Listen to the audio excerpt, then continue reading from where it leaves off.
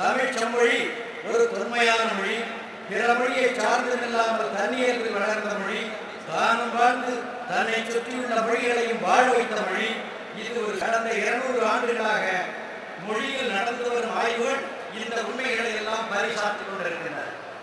2000 ஆண்டுகளுக்கு கொண்டு மிக பழங்காலத்திலேயே ஏராளமான இலக்கியங்களை படித்திருப்பது தமிழ் செம்மொழி.